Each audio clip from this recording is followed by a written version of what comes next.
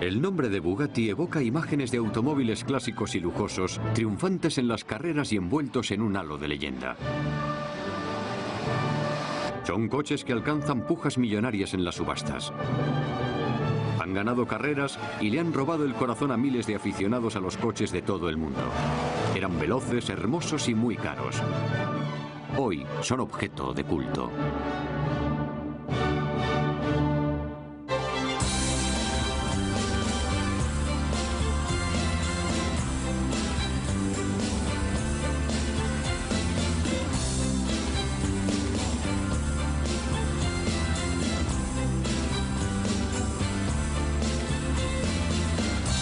Grandes coches.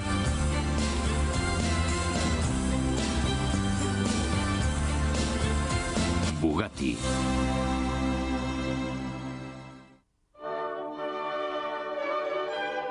Un Bugatti Royale clásico de los años 30 como este se vendió por 15 millones de euros en 1997, el precio más alto que se ha pagado nunca por un coche en una subasta.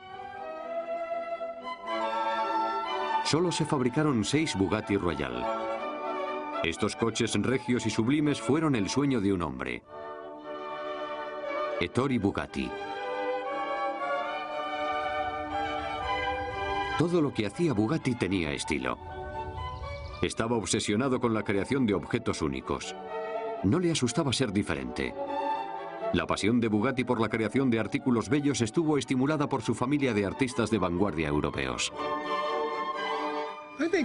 Creo que es muy posible que en la familia Bugatti existiera algún tipo de predisposición genética que contribuyese a producir una serie de personas con una capacidad estética extraordinaria a lo largo de un periodo de casi 100 años, que englobó 3 generaciones y 4 personajes.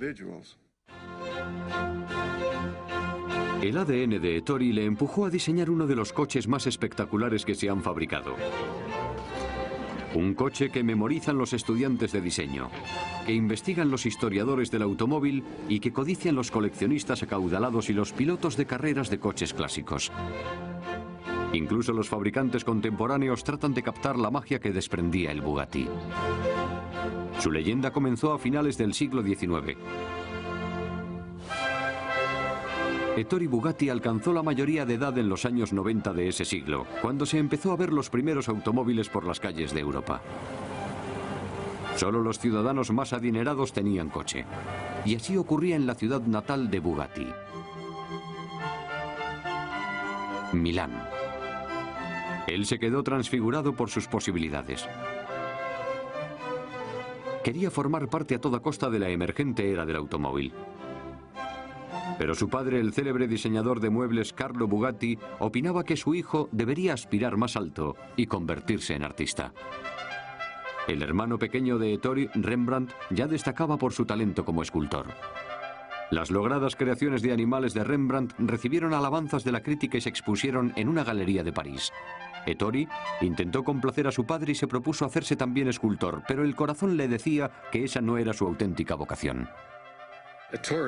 Según parece, Ettore no tenía mucha confianza en sí mismo. Creía que su hermano Rembrandt era mejor artista. Por eso decidió dejarle a su hermano las formas de expresión artística tradicionales, la pintura y la escultura. Y él buscó otro medio para canalizar su talento y sus intereses artísticos.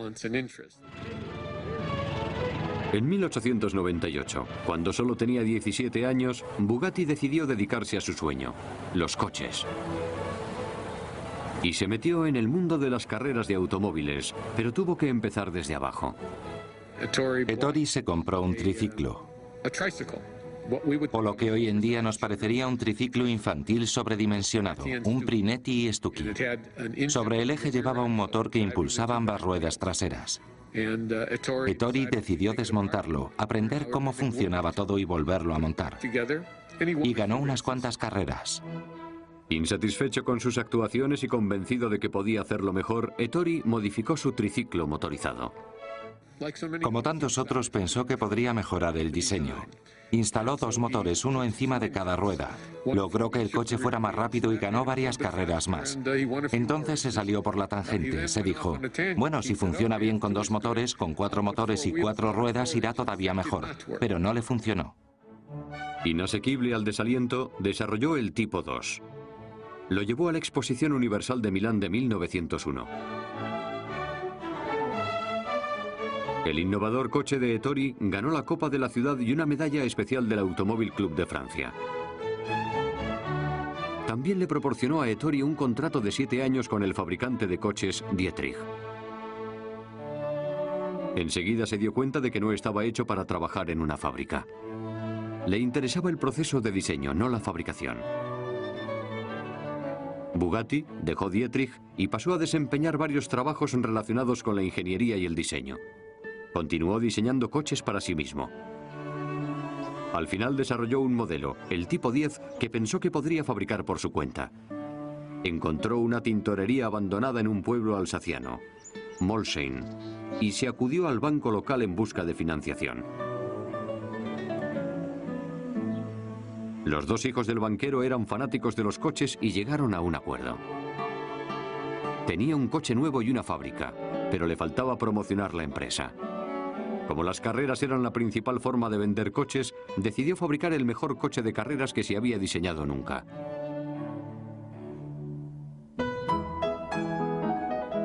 En 1911, Ettori participó en el Gran Premio de Francia con su modificado Tipo 13. La carrera de 1911 fue un acontecimiento verdaderamente notable. La gente nunca había visto un coche tan pequeño con un rendimiento tan espectacular. El concepto de su diseño consistía en un motor pequeño de alta revolución para un coche pequeño y ligero. Obtuvo un buen ratio peso-potencia, que es lo que determina la velocidad. Los otros fabricantes de coches diseñaban motores enormes, 4 o 5 veces más grandes que el del Bugatti. Uno de sus coches originales llegó en segundo lugar frente a esos grandes monstruos. Un segundo puesto era algo maravilloso, y empezaron a llover pedidos. La publicidad generada por las carreras ayudó a incrementar las ventas. La fábrica se amplió y se contrataron más trabajadores. Ettori siguió mejorando sus diseños y fabricó un coche de carreras de 100 caballos de potencia que se llamó Tipo 18. Se considera el primer supercoche deportivo. Y el más famoso de ellos fue el Black Bess. El Black Bess era un Bugatti Tipo 12 que conducía una mujer, Ivy Cummins, que se hizo célebre por su valentía y su destreza.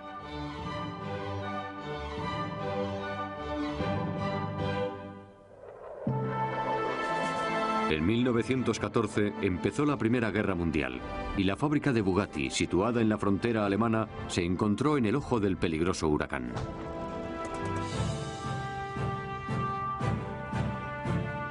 No era seguro permanecer en Molsheim.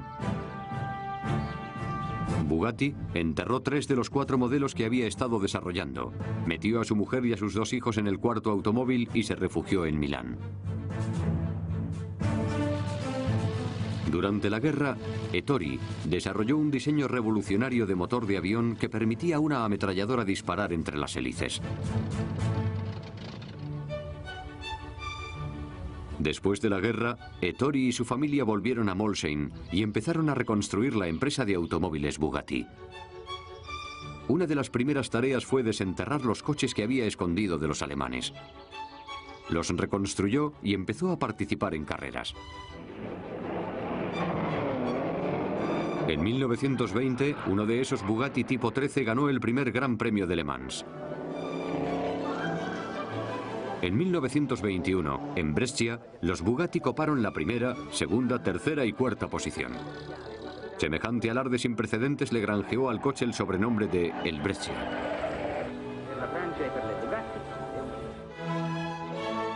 A menudo los pilotos de carreras de Bugatti eran sus acaudalados propietarios. Sus hazañas en las pistas depararon a Bugatti cientos de victorias. Fabricaba coches y era famoso por fabricar coches de carreras.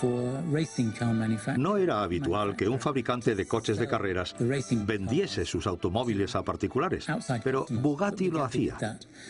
Así que, si a alguien le gustaba un coche que se había hecho famoso en una carrera en Mónaco o en cualquier otro sitio, podía acudir a la fábrica y comprarlo. En 1924 causaban furor los motores sobrealimentados, pero Bugatti se negó a utilizarlos. Pensaba que representaban un atajo que un buen ingeniero no debía seguir. Para competir con los coches sobrealimentados, Ettori recurrió a su gran creatividad para diseñar el veloz Tipo 35. Además de un motor nuevo y una carrocería aerodinámica, disponía de un rasgo que se convertiría en el sello de la casa: el radiador en forma de herradura, que recordaba alguno de los diseños del padre de Ettori, Carlo. El nuevo modelo estuvo listo para participar en el Gran Premio de Lyon, en Francia, en 1924. Era un coche espectacular. Era muy veloz y aceleraba de 0 a 100 en poco más de 6 segundos, alcanzando una velocidad máxima de 200 kilómetros por hora. Puede que hoy no parezca mucho, pero en los años 20 era un supercoche.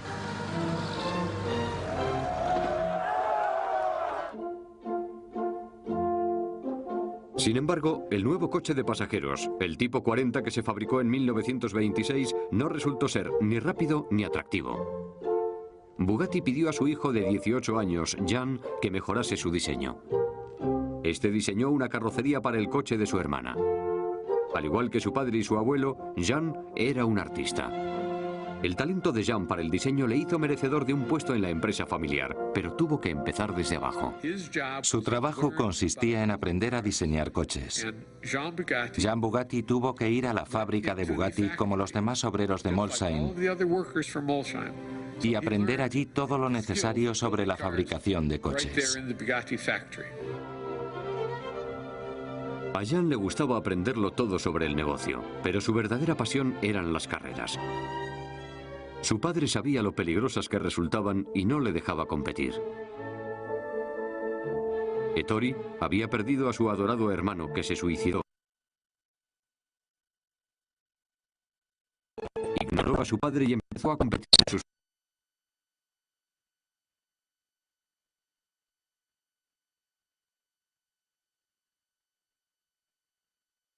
Conducía de vuelta a casa de Madonna.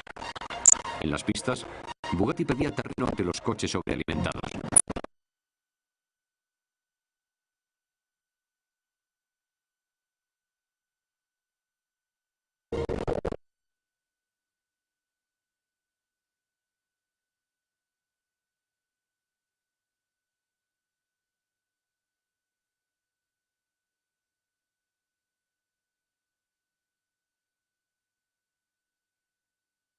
Sobrealimentados llegaron en primer y segundo lugar en el Gran Premio de Mónaco. La marca volvía a estar en el círculo de ganadores. Las victorias en las carreras vendían coches, pero Bugatti también recurría a su toque personal para vender los modelos más costosos. Invitaba a su finca a potenciales clientes, se pasaba el fin de semana cazando, comiendo y descansando con ellos y aprovechaba para convencerles de que los Bugatti eran los mejores coches del mundo. Una invitada le dijo a Bugatti que no encontraba ningún coche para ella. Quería un coche de carreras que a la vez fuese un gran automóvil de lujo. Bugatti revisó sus diseños y empezó a desarrollar lo que sería el coche de lujo más majestuoso jamás fabricado: el Royal. El extravagante Tipo 41 Royal era un coche de reyes. Era el automóvil más grande y potente que se ha fabricado. Solo se hicieron 6 prototipos y Jean diseñó la carrocería de algunos de ellos. Fiel a su estilo, si Bugatti fabricaba un coche grande, tenía que ser el más grande del mundo, además del más lujoso y el más rápido. Un coche digno de la realeza. Y de allí viene el nombre de Royal.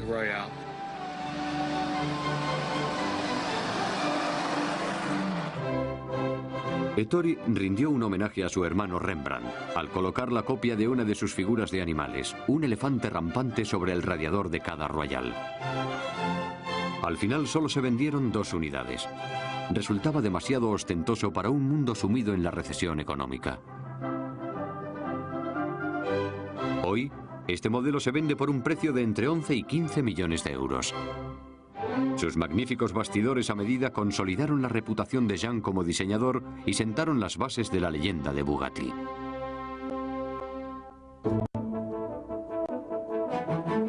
Aunque Ettori no tuvo éxito en el mercado de coches de lujo, sus coches de carrera seguían obteniendo victorias. En 1930, el piloto francés René Dreyfus ganó el Gran Premio de Mónaco a bordo de un Tipo 35B, una versión del modelo de carreras más popular de Bugatti.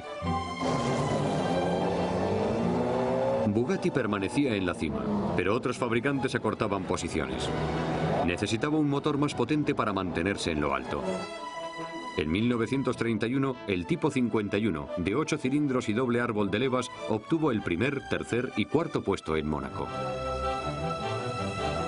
Bugatti había logrado diseñar los mejores coches de carreras del mundo.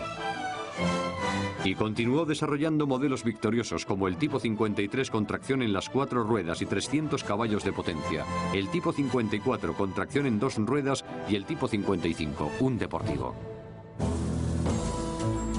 Pero Bugatti no disponía de los recursos para seguir compitiendo con los coches nuevos que llegaban de Alemania. Mercedes-Benz y Auto Union estaban fabricando coches futuristas con ayuda de subvenciones del gobierno que superaban a cualquier diseño de Bugatti. Tuvo que concentrar la atención en los coches de pasajeros. En 1934 se lanzó el coche de pasajeros Tipo 57 y se convirtió en el Bugatti más popular de todos. Un año después se fabricaron 3 Tipo 57 SC Atlantic con carrocería diseñada a medida por Jean. Constituían un ejemplo del grado de pericia artística alcanzado por Bugatti. Sus parachoques con remaches de inspiración aeronáutica y su diseño aerodinámico eran únicos. Es un modelo muy codiciado por los coleccionistas como Ralph Lauren, cuyo Atlantic restaurado ha obtenido muchos premios en prestigiosas exposiciones de coches. Resulta curioso que entre los propietarios de Bugattis haya muchos personajes del mundo del arte. Entre ellos hay artistas, arquitectos y demás gente interesada en el diseño. A todos les fascina Bugatti. Ettori había permanecido fiel a su legado y había demostrado que los automóviles podían ser tan bellos como veloces. Con el paso de los años, Bugatti había creado una pequeña dinastía en la pequeña provincia francesa donde se encontraba su fábrica, pero su reino estaba a punto de hundirse. Bugatti siempre había considerado a sus trabajadores como parte de la familia.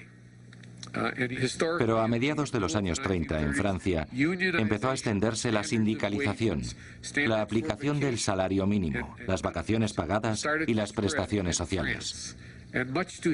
Para sorpresa de Bugatti, algunos de sus obreros decidieron que querían formar un sindicato propio.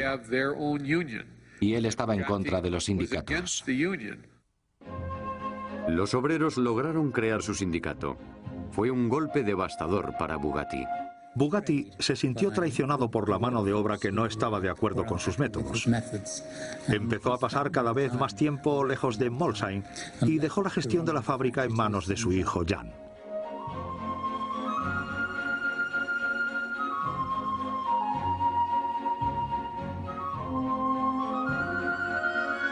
Ettori se mudó a París y se centró en el desarrollo de nuevos productos. Le atraía cualquier cosa que se moviese, un avión, un barco, una bicicleta o un tren de alta velocidad. Todos sus diseños tenían un toque Bugatti especial. Fue uno de los periodos más creativos de su vida. Mientras Ettori se afanaba con el diseño en París, Jean trataba de fabricar coches que pudiesen competir con los potentes coches alemanes que producían Mercedes y Auto Union.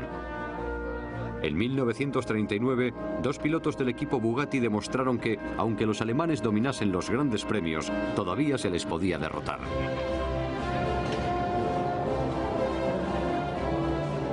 Adelantaron a los coches de Mercedes y Auto Unión y se alzaron con la victoria en Le Mans a bordo de un tipo 57G, lo que infundió nuevas esperanzas al equipo.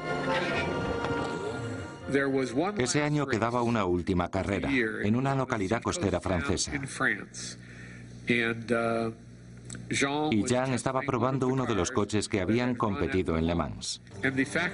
El piloto de la empresa no estaba disponible para probar el coche, así que una tarde Jean se puso al volante y utilizó como pista de pruebas la carretera entre Dory-Lasheim y Molsheim. Tenía varios kilómetros de largo y era como una pista de pruebas privada. Jean añoraba probar coches y llevarlos al límite, como hacía cuando era joven, cuando conducía a gran velocidad hasta París para acudir a citas con coristas. Pero ese día no estaba solo en la carretera. Un cartero borracho que iba en bicicleta insistió en desviarse de su recorrido, aunque le habían advertido que estaban utilizando la carretera como pista de pruebas para un coche y que el coche iba muy rápido y era peligroso. El cartero se coló en la pista y Jean Bugatti se lo encontró a la vuelta de una curva. Intentó evitarlo. Jean dio un giro brusco y se chocó contra un peral que diseccionó el coche transversalmente. Murió en el acto con tan solo 30 años. El cartero se salvó. Un mes más tarde empezó la Segunda Guerra Mundial y los alemanes volvieron a apoderarse de la fábrica.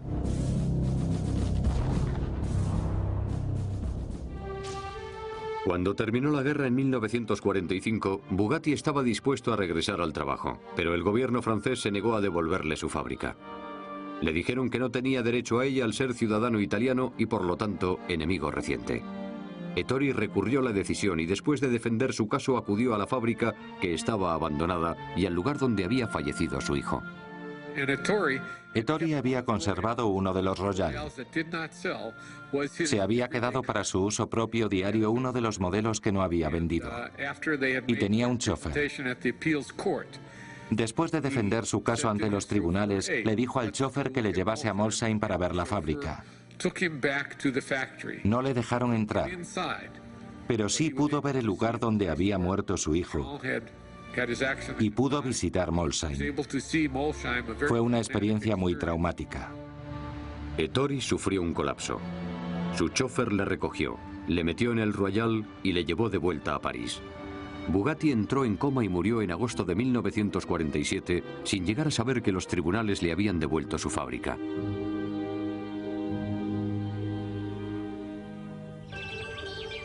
Hubo quienes trataron de reconstruir la empresa y fabricar coches que mantuviesen viva la leyenda. En 1965, Ghia fabricó el último coche con un chasis de Bugatti. Fue un encargo del antiguo director del departamento de diseño de Chrysler, Virgil Exner. Se expuso en el Salón del Automóvil de Turín en 1966 y después se perdió en la historia. Pero alguien más intentó revivir su nombre. A principios de los años 90 se formó un equipo de ingenieros y diseñadores para crear un nuevo Bugatti. El EV110 era un coche hermoso, pero los costes de mantenimiento del negocio eran excesivos y la empresa se hundió.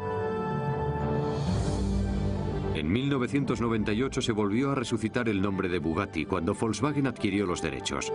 Su modelo Veyron, cuyo lanzamiento ha sufrido muchos retrasos, es un coche potente y atractivo, con un precio estimado en más de 700.000 euros. La leyenda de Bugatti continúa intacta, aunque no aparezcan modelos nuevos en el mercado. Son coches atemporales que todavía participan en carreras pilotados por sus fieles admiradores. Son el recordatorio de una época en la que el arte y la ciencia se combinaban para crear coches bellos.